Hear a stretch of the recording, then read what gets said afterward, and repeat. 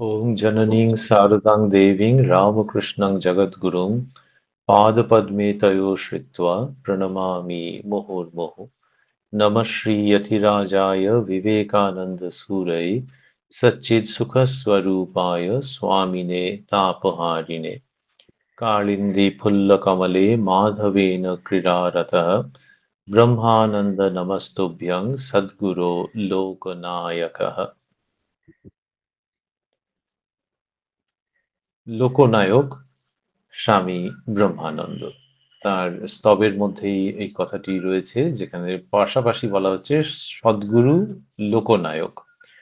এই যে লোকনায়ক, মানুষ, তিনি চালিয়েছেন, মানুষকে চালিয়েছেন, লিডার, এইটা স্বামী ব্রহ্মানন্দজি মহারাজ, যিনি কিনা রামকৃষ্ণ মঠের প্রথম অধ্যক্ষ। তার জীবনে মানুষকে চালানোর জায়গাটা দেখা যায় খুব প্রমিনেন্টলি। আর চালানো বললে যেরকম বোঝায় যে এরা উঁচু সিটে বসে খুব গম্ভীর মুখ করে, সেরকম আদৌ নয়।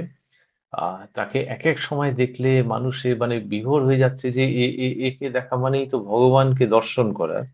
আবার অন্য সময় দেখা যাচ্ছে যে তিনি বাচ্চাদের সঙ্গে হাসি খুশি সে নানান রকম করছেন, তখন কে বলবে যে ইনি রামকৃষ্ণ মিশনের প্রেসিডেন্ট।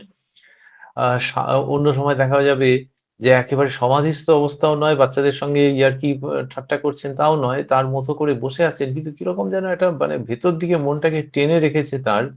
আর কথাও বলছেন অল্প অল্প। আর সেই সময় মানুষজন এসে তাকে জিজ্ঞাসা করছেন, এত অল্প কথায় কি উত্তর দিচ্ছেন, আহা! আর ওর পায়ের কাছে কে যেন একজন বসে আছেন, হয়তো একজন খুব নবীন সন্ন্যাসী কি ব্রহ্মচারী কেউ বসে আছেন। মহারাজ একটু বাদেই তাকে ইঙ্গিত করলেন যে গান করতে। তিনি গান আরম্ভ করছেন। আরে গান তো কত শুনেছি, কিন্তু ওর উপস্থিতিতে ওই গান মনের মধ্যে একেবারে অন্যরকম আনন্দ এবং আলোয় ভরিয়ে দিচ্ছে। এইভাবে তিনি লিড করছেন সকলকে নিয়ে। যে এক্সক্লুসিভ একটা সিট নিয়ে আলাদা করে ওইরকম নয়, সবটা মিলে লিড করছেন। এবং সেই অবস্থাতে তিনি যদি একটা চোখের ইঙ্গিত করেন কাউকে যে এটা এই করে দিতে হবে, সেটা মনে হচ্ছে যে ১০০০ জন লোক মিলে যদি কমান্ড করতো সেই রকম ইন্টেন্সিটি নিয়ে, কিন্তু ভীষণ ভালোবাসার সঙ্গে যেন সেই কমান্ডটা রেন্ডার্ড, ট্রান্সমিটেড। তো সেইভাবে করে লোকে একদম ছুটছে যে ও মহারাজ বলেছেন, মহারাজ বলেছেন, ওই চেয়ারটা এখানে আন, ওখানটা ওখানে আন। তো এই যে কমান্ড, সেটা ইংরেজিতে বলতে গেলে ওরকম, কিন্তু আসলে বাংলায় হচ্ছে একটা মনের ইচ্ছে শুধু তার, যে এটা এরকম করা হয়, এরকম যেন করা হয়। সেইভাবে রাজা মহারাজ বা ব্রহ্মানন্দজি মহারাজ সংঘের নেতৃত্ব দিয়েছেন। তো সেই দুটো পাশাপাশি রাখা হলো, যে সদ্গুরু এবং লোকনায়ক। তো এই এই তিনি তিনি আধ্যাত্মিক পথ প্রদর্শন করছেন এবং একটা সংঘকেও, আহ, বাইরের দিক থেকে দেখতে গেলে একটা সংঘকে এবং এতজন মানুষকে চালাচ্ছেন।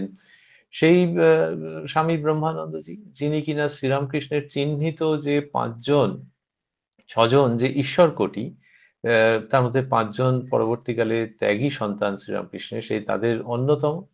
আর হচ্ছে শ্রীরামকৃষ্ণের মানস পুত্র, আর তাকে বলা হচ্ছে ব্রজের রাখাল, বৃন্দাবনের রাখাল। তো এই ক্যারেক্টারটি ভারী চমৎকার আর কি, যে সে কেয়ার ফ্রি, কিচ্ছু চায় না। আর তার বন্ধু আছে, কে বন্ধু জানো? শ্রীকৃষ্ণ। সে তার জন্যই তার সব কিছু, ওই দিকেই দেখো মন পড়ে আছে, আর কি খাবে কি পরবে সেসব কোনো দিকে তার মন নেই। এই ব্রজের রাখাল একটা অদ্ভুত অস্তিত্ব। সেইটা, এই যে একটু বাল্কি চেহারার যে মানুষটি, বেশ লম্বায় চওড়ায়, একটু স্থূলকায়, তাহার মধ্যে যদি তুমি দেখতে পাও, তাহলে দেখবে ওই বাইরের চেহারাটা কিচ্ছু নয়, তিত্তিরে একটি ব্রজের বালক। তো কৃষ্ণ সখা যদি তুমি দেখতে পাও, আর যদি দেখতে পেতে যদি সুবিধা হয়, তাহলে শোনো না শ্রীরামকৃষ্ণ তার সম্পর্কে কি বলছেন। শ্রীরামকৃষ্ণ বলছেন যে একদিন মা মা এসে কোলের উপর একটা ছেলেকে বসিয়ে দিয়ে গেল, শুইয়ে দিয়ে গেল। তারপরে তো শ্রীরামকৃষ্ণ চমকে উঠছেন যে আমার আবার ছেলে কোথায়। তখন মা অর্থাৎ জগদম্বা তিনি বুঝিয়ে বলছেন যে সাধারণ সংসারী ভাবে ছেলে নয়, ত্যাগী মানস পুত্র। তো শ্রীরামকৃষ্ণের মানস পুত্র আর ত্যাগী। উমা, ত্যাগী তাও শুনছি নাকি বিয়ে করেছিলেন। হ্যাঁ, করেছিলেন, কিন্তু জীবনটা শোনো না, তাহলেই বুঝতে পারবে যে সেই তার যে ত্যাগ, সেটা সাধু সন্ন্যাসী করতে পারলে ধন্য হয়ে যাবেন। তো এরকম। আর তারই সম্পর্কে ওই যে ত্যাগী মানসপুত্র কোলে করে বসে আছে, কোলে বসিয়ে রাখলো এমন এমনি। কেউ খারাপ ভাববেন না। অনেক সময় লোকে ভাবে যে ও বাবা! কোলে বসে প্যাম্পার্ড চাইল্ড। ইনি তা নয়। এই আধ্যাত্মিক ভাবে কোলে বসিয়ে আছেন এবং শ্রীরামকৃষ্ণ সমস্ত কিছু তাকে দিয়েছেন আর বলছেন রাখালের। তাহলে রাখাল নামটা কোত্থেকে এলো? ওই ব্রজের রাখাল বলে? হ্যাঁ, সেটার জন্য হলো। আর বাবা মায়ের দেওয়া নাম রাখাল চন্দ্র ঘোষ। তো শ্রীরামকৃষ্ণ বলছেন রাখালের রাজবুদ্ধি আছে, ইচ্ছা করলে সে একটা রাজ্য চালাতে পারে। এ খুব অদ্ভুত। একটা কম বয়সী ছেলে এসছে এবং বিভিন্ন বর্ণনায় আছে, স্বামীজির ভাই শ্রীযুক্ত মহেন্দ্রনাথ দত্তের লেখার মধ্যেও প্রচুর আছে, যে দেখলে একেবারে আনঅ্যাসিউমিং যাকে মনে বলে সেরকম একটু সেরকম ছেলে। তো থপথপ করে হাঁটছে, এই ধরনের ভাষায় বর্ণনা আছে যে একেবারে সাধারণ গোবেচারার মতো ছেলে। শ্রীরামকৃষ্ণ বলছেন যে রাখালের রাজবুদ্ধি আছে, ইচ্ছা করলে সে একটা রাজ্য চালাতে পারে। বাবা! এবং এইটি এমন সত্য, আর এদের মাথার মধ্যে এমন ভাবে ছিল স্বামী বিবেকানন্দ প্রমুখের বা সেকালের নরেন বা নরেন্দ্রনাথের, যে যখন রামকৃষ্ণ সংঘ প্রতিষ্ঠিত হচ্ছে তখন স্বামীজি তাকে প্রথম প্রেসিডেন্ট করলেন। স্বামীজি নিজেই হতেই পারতেন, একদম in the fitness of things জিনিসটা ঠিকঠাক ছিল এমনিতে আমাদের দৃষ্টিতে ভাবতে গেলে। বিদেশ ঘুরে এসছেন, পুরো মিশনের আইডিয়া মাথার মধ্যে নিয়ে এসে এক্সিকিউট করিয়েছেন, করে তিনি প্রেসিডেন্ট হয়ে অন্যদেরকে নিয়ে চলছেন। ইনসিডেন্টালি তিনি ব্রহ্মানন্দজির থেকে 9 দিনের বড়। তো তিনি প্রেসিডেন্ট হয়ে যেতেই পারতেন, কিন্তু তিনি বললেন যে ঠাকুর বলেছিলেন না যে রাজ্য চালাতে পারে, চলো রাখাল রাজাই প্রেসিডেন্ট হবে। তো এইরকম অপূর্ব জীবন। আর আমরা বলছিলাম যে বাবা মায়ের দেওয়া নাম রাখাল চন্দ্র ঘোষ। তার জন্ম 21শে জানুয়ারি 1863। তা স্বামীজির হচ্ছে 12ই জানুয়ারি, ওই জন্য বলছিলাম যে 9 দিনের ছোট। বাংলা হচ্ছে 8ই মাঘ 1269, চান্দ্র মাঘ শুক্লা দ্বিতীয়া তিথিতে মহারাজের জন্ম। শিকরাকুলিন গ্রামে, বসিরহাটের কাছে শিকরাকুলিন গ্রাম আমরা জানি। তার পিতা আনন্দমোহন ঘোষ, যিনি খুব সম্পন্ন জমিদার।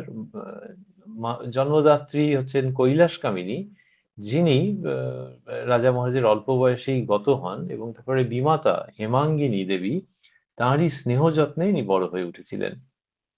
বাবা জমিদার হওয়ার জন্য কি হলো, যে তিনি বাড়িতে একটা স্কুল বসিয়ে দিয়েছিলেন, মানে ওই তখনকার দিনের টোল মতো আর কি, যে ছেলেও পড়াশোনা করবে অন্যরাও পড়াশোনা করবে। পরবর্তীকালে কলকাতায় তাকে পাঠিয়ে দেন। ছোট বয়সে তিনি খেলাধুলো, তখনকার দিনে যারা তো একটু কুস্তি শেখা মানে একটুখানি ফিজিক্যাল এক্সারসাইজ, ফল ফুলের বাগান করতে খুব ভালোবাসতেন। নিজের হাতে মা কালীর মূর্তি তিনি করতেন। নিজের হাতে মা কালীর মূর্তি করতেন। এইখান থেকে আমরা এই অনলাইন পাঠচক্রে যেরকম করে থাকি আরকি, যে ঠিক ওই জীবনীটা সন-তারিখ ধরে, ধরে যাওয়া সেটা একরকম। আবার একটু গল্পের মতো করে যদি ভাবি যে বাবা! এত আ চার্মিং হতে পারে এই সমস্ত ডেভেলপমেন্ট, যে নিজের হাতে মা কালীর মতো মা কালীর মূর্তি গড়ছেন যে ছেলে, সেই ছেলে বেশি বয়সে শ্রীরামকৃষ্ণের দেহাবসানের অনেক পরে যখন কাশীতে রয়েছেন, শ্রী শ্রী মা তখন কাশীতে লক্ষ্মী নিবাসে রয়েছেন। তো সেখানে কি করলেন তিনি, একদিন গেছেন শ্রী শ্রী মা ওপরে দোতলায়। আর রাখাল মহারাজ যে গেছেন ওই গিয়ে মায়ের খবরাখবর নিতেন। তখন ওপর থেকে খুব সম্ভব গোলাপ মা অথবা যোগীন মা, এই দুজনের মধ্যে একজন মায়ের সঙ্গিনী, তো গোলাপ মাই বোধহয়, তিনি ওপর থেকে বলছেন যে রাখাল, মা জিজ্ঞেস করছেন যে আগে শক্তির আরাধনা কেন করতে হয়, মানে সাধনায় প্রথমে শক্তির আরাধনা করতে হয়। মা জিজ্ঞেস করছেন কুইজের মতো আর কি কতকটা, যে মা যেহেতু মা কি জানেন না, কিন্তু মা কুইজের মতো করে জিজ্ঞেস করছেন, কিন্তু তিনি এতই লজ্জাশীলা যে এই সঙ্গিনীর মাধ্যমে। তখন রাজা মহারাজ বলছেন যে মাকে ডাকতে হয়, মার হাতেই যে ব্রহ্মজ্ঞানের চাবি, মা দোর খুলে না দিলে কোনো উপায় নাই। এই কথাটা এমন ভেতর থেকে তার বলা, যেখানে তিনি নিজেই ওইটাতে অভিভূত হয়ে যাচ্ছেন। নিজেই অভিভূত হয়ে যাচ্ছেন, যে ওইটার রিঅ্যাকশনটা তার নিজের উপরেতেও আসছে, যে কথাটা ডেলিভার্ড হয়েছে। ওই নিউটনস থার্ড লতে যেরকম আছে, কথাটা ডেলিভার্ড হয়েছে। আর তার যে রিঅ্যাকশন, সেইখানে ভেতরে এবারে উথাল-পাথাল হচ্ছে তার। এবং কি বলেছেন তিনি, যে মার হাতেই যে ব্রহ্মজ্ঞানের চাবি। একটা হচ্ছে যে ওই দামি কথাটা বলেছেন, আর ২ হচ্ছে যার প্রশ্নের উত্তরে বলছেন তিনিই স্বয়ং সেই মা। তার কথার উত্তরে এটা বলছেন যে সেই মাই আমার মুখ দিয়ে এটা বের করিয়ে নিলেন। আমার এত সৌভাগ্য। তখন রাজা মহারাজ ওই যে বলছিলাম থলথলে চেহারা, তিনি গান গাইতে আরম্ভ করলেন, যে গান আজকে বিভিন্ন রিলস ইত্যাদি হয়ে বিখ্যাত। শঙ্করী চরণে মন মগ্ন হয়ে রও, মগ্ন হয়ে রও রে মন, মগ্ন হয়ে রও, শঙ্করী চরণে মন মগ্ন হয়ে রও। এই গান যখন ব্রহ্মানন্দজি গাইছেন, এ তো আর এমন নয় যে আরো ১০টা লোক দাঁড়িয়ে আছে। নিজের মনের আনন্দে গাইছেন, গাইতে, গাইতে হাত তুলে নৃত্য করছেন। এবং তাহলে ভাবা যায় যে এরকম একটা বাল্কি বডি যার, সেই মানুষটি নিচে নৃত্য করছেন আর উপর থেকে শ্রী, শ্রী মা দেখছেন। কি অপূর্ব এটা দৃশ্য! এবং নাচতে, নাচতে মহারাজের এমন ভাব হয়ে গেল যে উনি তো এসছিলেন বাড়িতে, কিন্তু ওই হাতটা তুলে আর কিছু কথাও বিশেষ বলতে পারছেন না। হো, হো, হো এরকম করতে, করতে উনি বেরিয়ে চলে গেলেন। তার মানে ভেতরটাতে এত উথাল-পাথাল হচ্ছে। সেই তার কথাই আমরা ভাবছি যে ছোট বয়সে নিজের হাতে মা কালীর মূর্তি নির্মাণ করতেন। আর এখানে আম যিনি কিনা ওই যে মা মন্দিরে, সেই তিনি এখন আমার পদসেবা করছেন, শ্রীরামকৃষ্ণ বলেছেন। তো ওই মা কালীর মূর্তি ছোট বয়সে নির্মাণ করেছেন। আর এখানে কথায়, কথায়, গানে, গানে, নৃত্যে, নৃত্যে মা শারদা তথা মা কালীর অন্য রকমের ভাবচিত্র নির্মাণ করছেন তিনি।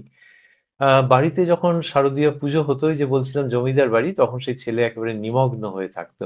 ১২ বছর বয়সে কলকাতায় ট্রেনিং একাডেমিতে এসে পড়তে আরম্ভ করলেন। ওইখানে নরেন্দ্রনাথের সঙ্গে তার পরিচয় হয়ে গেল।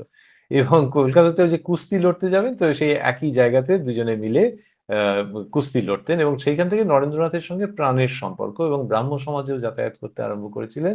পরে ঠাকুরের কাছে এসে তো সব অন্যরকম হয়ে গেছে। ঠাকুরের বিশেষ ভক্ত শ্রীযুক্ত মনমোহন মিত্র, তাঁর বোন শ্রীযুক্তা বিশ্বেশ্বরী, তার সঙ্গে বিবাহ হয়ে গিয়েছিল কম বয়সেই। কম বয়সে বিয়ে হয়েছে। এবার বিবাহ মানে কি, লোকে বলে দিয়ে বিবাহ, আবার লোকে বলে বন্ধন। কিন্তু এখানে যদি ভাবি যে বন্ধন হলেও সে কিরকম একটা বন্ধনই আবার বন্ধন মুক্তির কারণ হয়ে যায় নাকি? সম্পর্কে যিনি শ্যালক, সেই মনমোহন বাবু একদিন এই রাখালচন্দ্রকে নিয়ে ঠাকুর শ্রীরামকৃষ্ণের কাছে উপস্থিত হয়েছেন। মনমোহন বাবু আগে থাকতেই ঠাকুরের কাছে যাতায়াত করতেন, তো একে ভেবেছেন যে নিয়ে যাই ঠাকুরের কাছে। সেই পরিণতিটা যে ওই রকম জায়গায় ওই পিকে চলে যাবে সেটা কি করে জানা যাচ্ছিল। এইবার ঠাকুরের কাছে যখন আনছেন, তার আগে ঠাকুরের দর্শন হচ্ছে।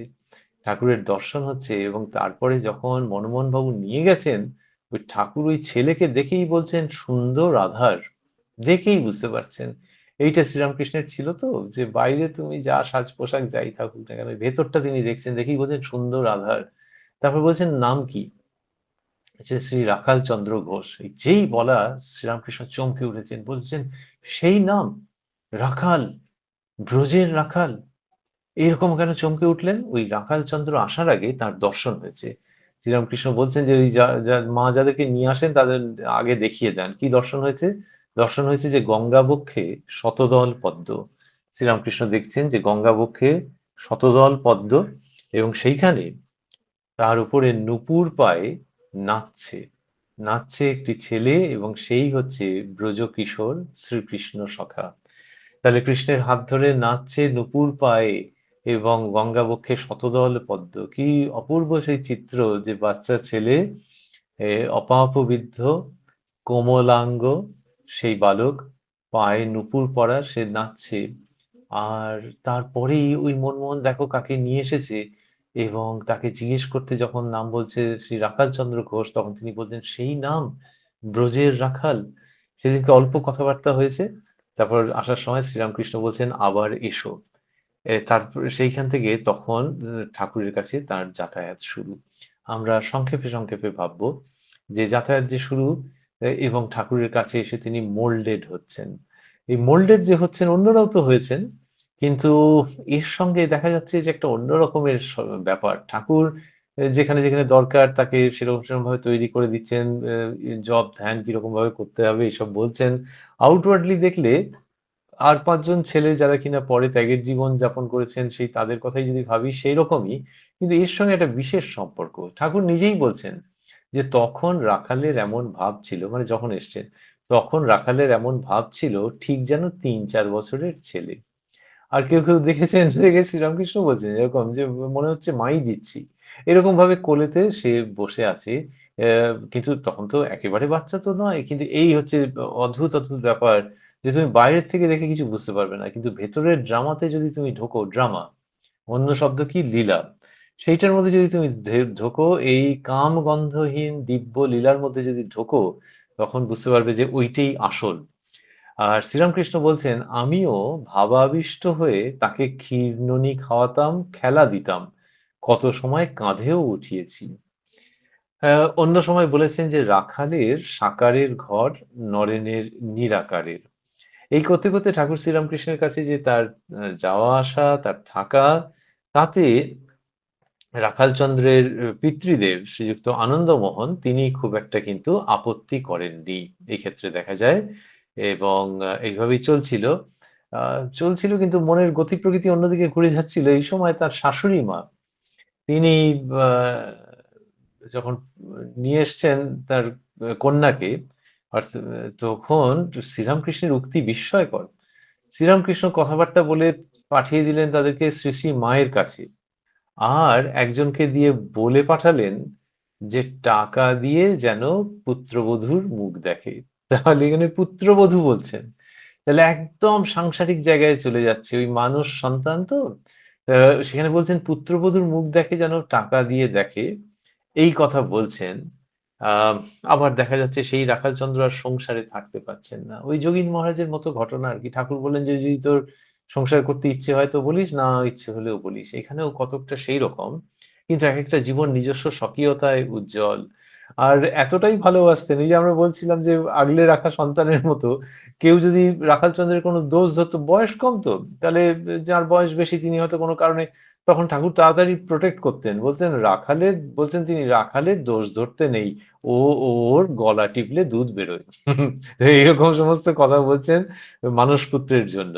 কিন্তু ওই যেটা আমরা বলছিলাম তাকে তৈরি করে দিয়ে যাচ্ছেন যে রাজ্য চালাতে পারে এবং যাতে ঠিক মতো পারে ২৭ বছর ধরে যাতে রাজ্য চালায় সেরকম করে দিয়ে যাব। তো আ একদিন শ্রীরামকৃষ্ণের পা টিপে দিচ্ছিল রাখাল। ওই পদসেবা। শ্রীরামকৃষ্ণের পা টেপা মানে তো সেরকম নয়, একটু পায়ে হাত বুলিয়ে দেওয়া। ঠাকুর বলছেন একাধিক জায়গায় যে এর অনেক মানে আছে। এই করতে, করতে ভেতরে যদি অবিদ্যা, অজ্ঞান কিছু থাকে সব যাবে, মানে চলে যাবে।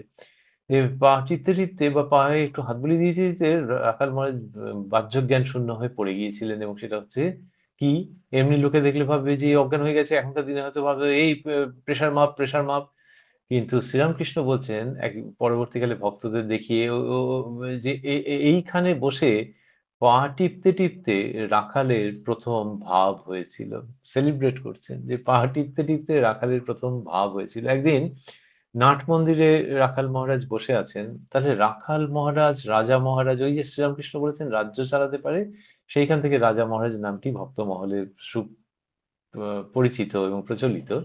একদিন নাট মন্দিরে মহারাজ বসে আছেন সেই তরুণ বা যুবক, শ্রীরামকৃষ্ণ এসে হঠাৎ বলছেন, "ওই যে তোর মন্ত্র, আর ওই দেখ তোর ইষ্ট।" এটি কোত্থেকে আমরা পাচ্ছি? এটি স্বামী ব্রহ্মানন্দজি মহারাজ মারফতই আমরা পাচ্ছি। বলছেন, "এই যে তোর মন্ত্র আর ওই দেখ তোর ইষ্ট।" এখন কোন মন্ত্র এবং কাকে দেখাচ্ছেন আমরা জানি না। কিন্তু ওইভাবে তিনি ট্রান্সমিট করছেন। আ পরবর্তীকালে স্বামী ব্রহ্মানন্দজি বলেছিলেন যে, "সমাধি হলে তখনই ধর্মজীবনের শুরু হয়।" খুব উঁচু প্রসঙ্গের কথা কিন্তু মানে সত্যিকারের ধর্মজীবন সেখান থেকে শুরু হয়, এই কথা তিনি বলছেন। একদিন আ তিনি জিভে ৩ টি রেখা টেনে দিয়েছিলেন রাখালের এবং পরিবারের সঙ্গে দেখা গেল যে আস্তে সম্পর্ক ক্ষীণ হয়ে আসছে, যেটা আমরা আগে বলছিলাম। আহ তো আ এইরকম ঘটনা ঘটলো। এরপরে আমরা তাকে শ্যামপুকুর, কাশীপুরে পাচ্ছি। বরানগর মঠে তিনি আ যোগদান করলেন। ওই স্বামীজি তো বরানগর মঠ ঐজন্যই করলেন যে ছেলেরা সব একসঙ্গে এসে থাকবে এবং যথাকালে সন্ন্যাস গ্রহণ করে তার নাম হলো স্বামী ব্রহ্মানন্দ। আ এইরকম সময়তেই তার স্ত্রী এবং একটি পুত্র দুজনেরই দেহাবসান হয়। ভারী অদ্ভুত জীবন। তারপরে ১৮৮৭ তে ওই শ্রীরামকৃষ্ণের দেহাবসান হলো তো ১৮৮৬ তে। ১৮৮৭ তে শ্রী মা যখন পুরী গেলেন, তখন তার মায়ের মনের মধ্যে প্রচন্ড যন্ত্রণা। শ্রীরামকৃষ্ণকে দেখতে পাচ্ছেন না বলে স্থূল শরীরে। তো তখন মায়ের সঙ্গে ১৮৮৭ তে পুরীতে গিয়েছিলেন রাজা মহারাজজি। আ মায়ের কথা আমরা বলেছিলাম। আর খুব বেশি আলাদা করে হয়তো উল্লেখ করব না। কিন্তু ঘটনা হচ্ছে যে মায়ের সঙ্গে রাজা মহারাজের ঐরকমই সম্পর্ক। আ যে ছেলে, একবার মায়ের জন্মোৎসব পালন করা হচ্ছে। জন্মোৎসব মানে সাধারণভাবে জন্মোৎসব পালন করা হচ্ছে কিন্তু খুব আনন্দ। আ তা এইবারে ওই লোকে বলে না অনাড়ম্বরভাবে। তো সেইখানে মা ওই ত্যাগী যে ছেলেরা তাদেরকে কাপড় দিচ্ছেন। তাহলে এখনকার দিনে ওইরকম একটা ভালো শার্ট দেওয়ার মতো তো ব্যাপার। শার্ট প্যান্ট দিচ্ছেন কিছু। তিনি সুতির কাপড় দিচ্ছেন মা। আর রাজা মহারাজকে একটি রেশমি বস্ত্র দিলেন। তা কেউ আবার হেসে ফেললেন, বললেন, "মা এরকম? তো মহারাজকে এইটা?" তখন মা বলছেন, "রাখাল যে ছেলে", এরকম বলছেন।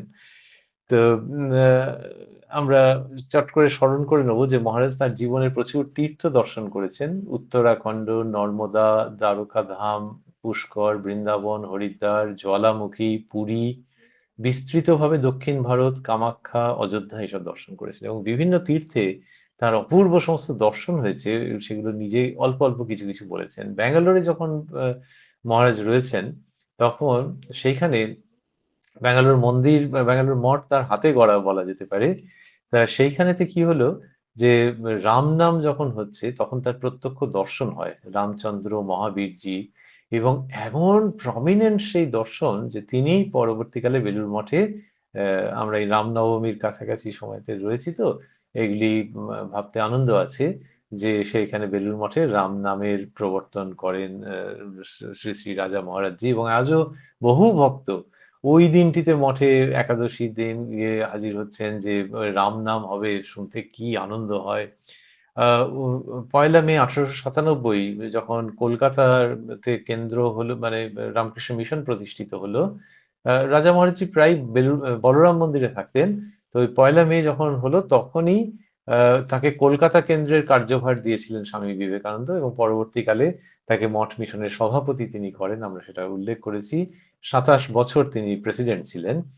আহ, এই সময়তে বিভিন্ন জায়গায় সেন্টার সমস্ত তৈরি হয়েছে। তার মধ্যে 1909 সালে রামকৃষ্ণ মিশন একটা রেজিস্টার্ড বডি হিসেবে প্রতিষ্ঠা পায়। সেটা অফিসিয়ালি খুব একটা ইম্পর্টেন্ট ঘটনা। আমরা বলছিলাম যে ভুবনেশ্বর মঠে, ভুবনেশ্বরকে রাজা মহারাজের খুব পছন্দ ছিল এবং তিনি বলতেন যে এটি শিবক্ষেত্র, গুপ্ত কাশী।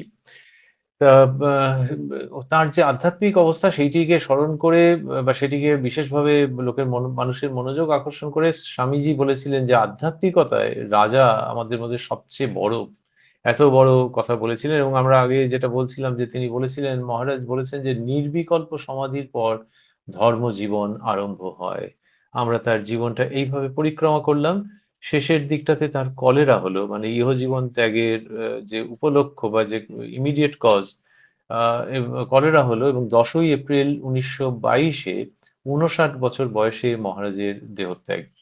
দেহাবসানের আগের আগের রাত্রিরে তিনি হঠাৎ বলছেন, তার মানে বুঝতেই পারা যায়, এমনি অনুমান করাই যায় যে তখন খুবই অসুস্থ এবং কি জানি কখন কি হয়।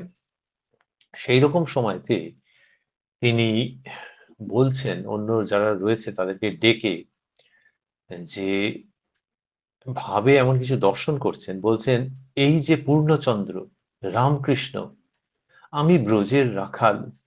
তাহলে ওই অসুস্থ অবস্থায় মহারাজ বলছেন এইগুলো, তাহলে অসুস্থ না সুস্থ? এমনিতে সুস্থ লোকের থেকে অনেক বেশি সুস্থ।